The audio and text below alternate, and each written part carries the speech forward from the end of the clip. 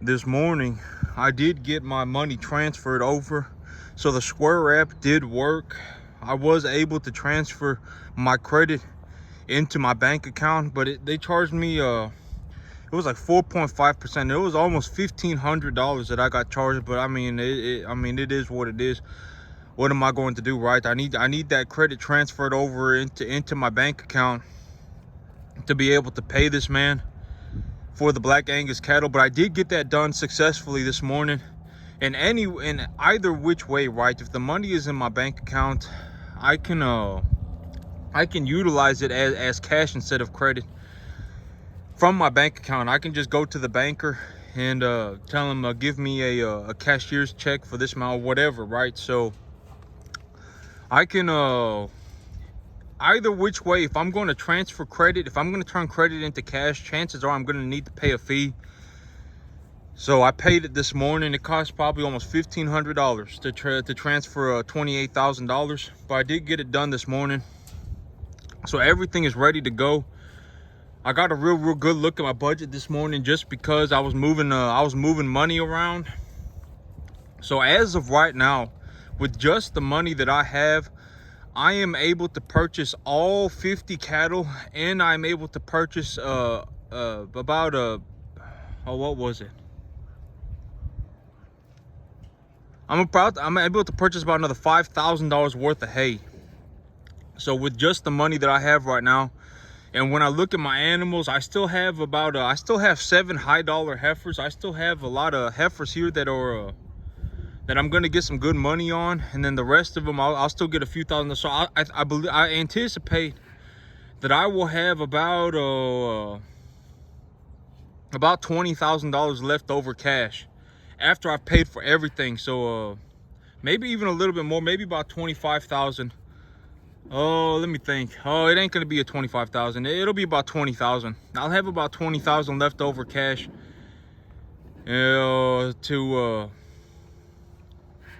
oh man, I was looking at the numbers this morning, but I didn't think about the entirety of my capital. But as of right now, oh yeah, well, I mean, yep, I will be able to purchase about $5,000 worth of hay.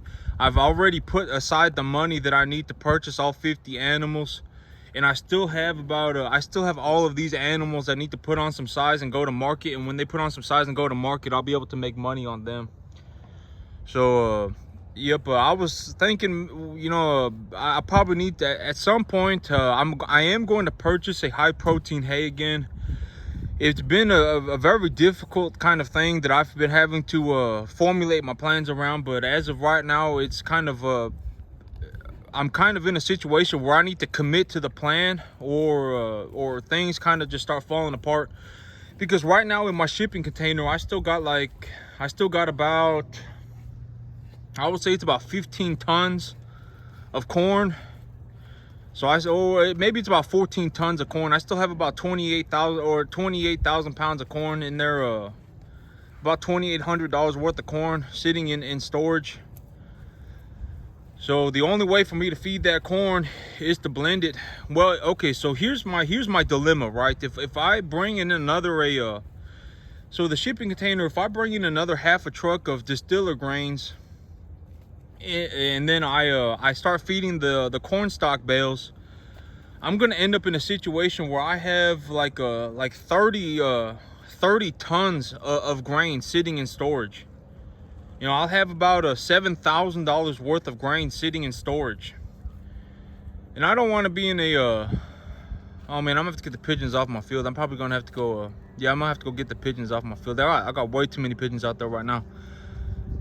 But yep, I don't want to be sitting there with 28,000 pounds of grain in storage. But so I need to complement the grain that I have right now with the forage. So I'm in a situation where the forage that I am providing needs to be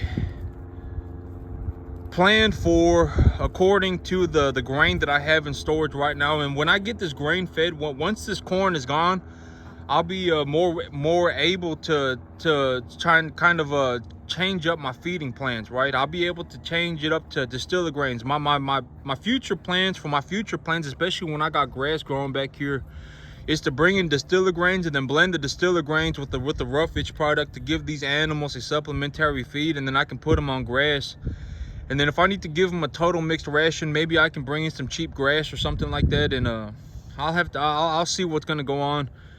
But I'm gonna utilize the grain to put the weight on them instead of utilizing the feed. But here, as of right now, I'm kind of in a situation where I need to bring in a high protein forage.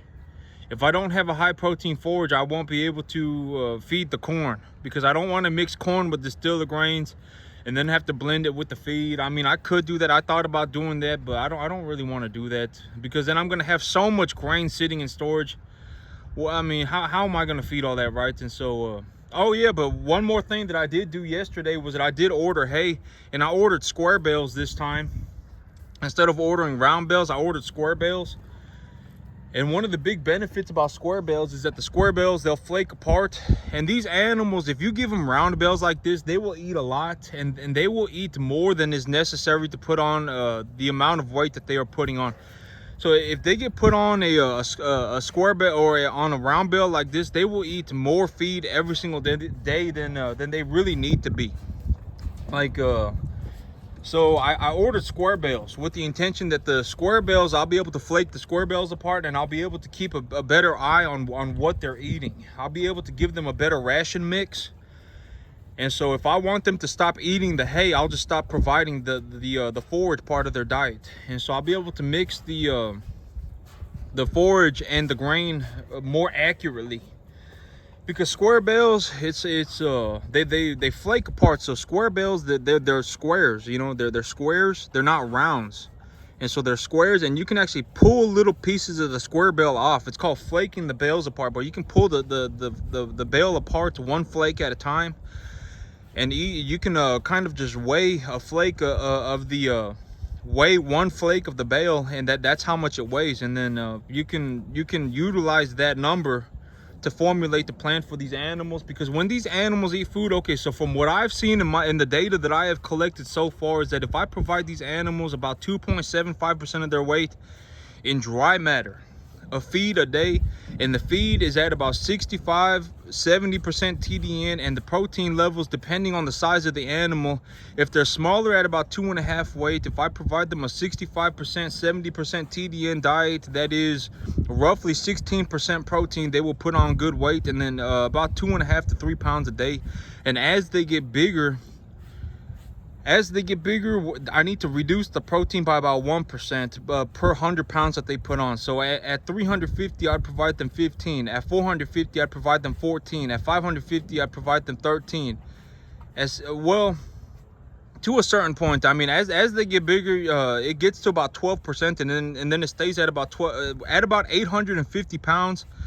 They really need to start eating about a 12% diet, protein diet, and then it just kind of stays at that number forever. I mean, I've seen people, it kind of stays at that number forever, somewhere around that range forever. And so when these animals are real young, if they eat 2.75% of their body weight in dry matter a day, and let's say I have a 12% moisture in my hay or 15% moisture in my hay, that means I'm gonna need to provide them usually it ends up I need to provide them about 3 to 3.25% of their body weight a day for them to gain properly. And anything that they eat above that, it doesn't really benefit them in any sort of way. I mean, the amount of gain that I get for the amount of input for the amount of input is very low. Up to about 2.75% of their body weight a day in dry matter intake, the return on the investment is very good. The amount of weight that they put on per mouthful of feed that they get is very good. But after about 2.75%, just from what I've seen, the animals they start having diminished gains. They're not going to put on an extra pound a day and stuff like that. Usually at about, if for me, my business plan, if I put 3 pounds a day on an animal, I'm doing very well for myself. I can make a lot of money, and I can put weight on these animals very quickly. I don't really need to worry about putting 4 or 5 pounds on these animals. I was considering, you know, because these animals, like when I feed them the grain, I put mineral salt in their food, and I was considering, you know, I could weigh out a cup of food grade urea, and I can mix the urea into their feed at the 5% ratio. And even if necessary, I could even start mixing in baking soda. If I really wanted to, I can mix baking soda, calcium carbonate, and your food grade urea into their feed, just because I give these animals their feed in 5-gallon buckets every day, so I can measure it all out. If I felt like it, I could do that, but and I could implant the ears of these animals with growth hormones to make them grow faster, and I could probably get them up to about 3.5-4 pounds a day. But I just don't want to do that. I mean, all of that for an extra 1/2 pound of gain a day. I know that on a commercial scale, having an extra, you know, 15 pounds a month when there's thousands of animals and stuff, it's very good, right? I mean, it's very good. But for me, you know, I don't really see, you know, if I run 50 animals and stuff, I don't really see the benefit in doing that.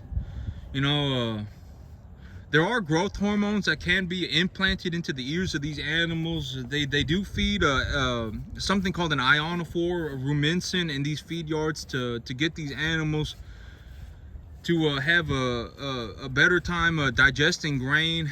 And you know, I know that I'm able to mix like a little bit of baking soda or a little bit of food grade urea into their corn, and these animals will have better gains and better digestion of the grains and stuff like that. But I just don't want to go through all that effort just to put on an extra 10-15 pounds an animal.